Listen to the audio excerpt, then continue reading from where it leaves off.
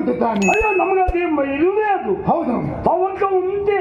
ಗುರುಗಳು ಈ ಪವನದ ಎಲ್ಲಾ ಜವಾಬ್ದಾರಿಯನ್ನು ವಹಿಸಿಕೊಟ್ಟಿದ್ದಾರೆ ನಮಗೆ. ಆದ್ರೆ ಗುರುಗಳು ಈಗಿಲ್ಲ. ದೊಡ್ಡ ಪುಣ್ಯವೇ ಅದು. ನಾನು ಗುರುಗಳು ಆದಷ್ಟು ತಿರುಗಾಟಕ್ಕೆ ಹೋಗಿ ಅಂತ ಬೇಡ್ಕೊಳ್ಳ. ಯಾಕ? ನಾ ಎಷ್ಟೋ ಜನರಿಗೆ ಒಂದು ಪಾಲ್ಪೂಜ ಹೆಚ್ಚಿಗೆ ಕರೆದಿ ಗುರುಗಳ ಅವರು ಇಲ್ಲಿದ್ದರೆ ನಂಗೆ ಉಪದ್ರವ. ಗುರುಗಳು ಹೊರಗೆ ಹೋದ್ರು ನಮ್ಗೆ ತಲೆ ಬಿಸಿ. ನನಗೆಲ್ಲ ಹಾಗೆ ಬಿಡು, ನನಗೆಲ್ಲ ಹಾಗಲ್ಲ. ಗುರುಗಳು ಪ್ರತಿನಿತ್ಯವೂ ಇರಬೇಕೆನ್ನುವ ಹಾಗೆ ಆಸೆಯನ್ನು ಬಯಸುವ ನಾನು. ಯಾಕೆಂದ್ರೆ ನೀವು ಗುರುಗಳ ತಾಯಿ ನಮ್ಮ ಇದಕ್ಕಷ್ಟೇ ಸೀಮಿತ ಮಾಡ್ತೇನೆ. ಹೌದಾ? ನಾವು ಹಾಗಲ್ಲ, ವಿಶ್ವ ಗುರುಗಳಾಗ್ಲಿ ನಮ್ಮ ಗುರುಗಳು. ಹೌದಾ? ಹೋಗ್ಲಿ ಹೋದ ಮೇಲೆ ಆಗ್ತಾರೇನೋ. ನಾವು ಸುಖದಲ್ಲಿ ಇರುವ ಅಂತ ಹೇಳುದು.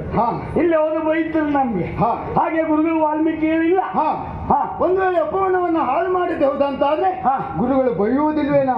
ಅಲ್ಲ, ಹಿಡಿತಾರು ನಮ್ಗೆ. ಅದಲ್ವೋ ಮಾರಾಯ, ಗುರುಗಳಿಲ್ಲ.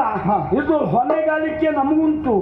ಆದ್ರಿಂದ ಇದನ್ನೆಲ್ಲ ನಾವು ಕಾದ್ಕೊಳ್ಬೇಕು, ನೋಡ್ಕೊಳ್ಬೇಕು.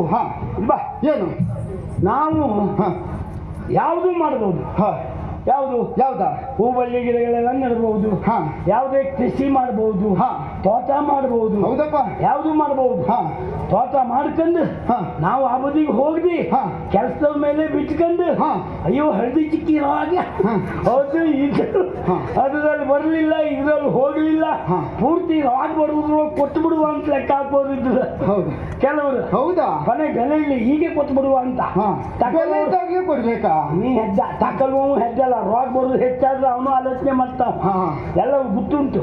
ಆದ್ರಿಂದ ನೈಜವಾದ ಯಾವುದು ಪ್ರಕೃತಿ ಸಹಜವಾಗಿ ಯಾವುದನ್ನು ಬಳಸಬೇಕು ಅದನ್ನೇ ಬಳಸಿ ನಾವು ಶ್ರದ್ಧೆಯಿಂದ ಮಾಡಿದರೆ ಆ ವನಭೂಮಿ ನಮಗೆ ಕೈ ಕೊಡುವುದಿಲ್ಲ. ಇಲ್ವೇ? ಹೌದಲ್ವಾ? ಆದ್ದರಿಂದ ಗುರುಗಳಿಲ್ಲ, ನಾವು ಇದ್ರ ಬಗ್ಗೆ ಕಣ್ಣಿಡ್ಬೇಕು. ಆ ತವಕ್ಕೆ ಇದ್ದರೆ ಬೇಗ ಹೇಳಿ, ತಡ ಮಾಡುವುದಲ್ಲ. ಹೋಗಿ ತಿಳ್ಕೊಳ್ಬೇಕು. ಎಲ್ಲ ಹೇಳಿ ಹೋಗೇ ಬಿಟ್ರ ಅಂತ. ಹೌದು, ಹಾಗೆಲ್ಲ ಹೋಗುದಿಲ್ಲ. ನಿಮ್ಗೆ ಉಂಟಾ ತವಕ ಉಂಟಾ? ಇಲ್ಲಲ್ಲ, ಎಲ್ಲ ಅಪಾಯ ಮಾಡ್ಕೊಳ್ಳಿ ಅಂತ ಎಲ್ಲರಿಗೂ ನೋಡುವಂತ ತವಕ ಉಂಟಾ? ಆದ್ರೆ ಬರುವುದಿಲ್ಲ. ನಾವು 3 ಜನ ಹೋದ್ರೆ ನಾವೇ ಹೋಗುವ. ಹೌದಾ?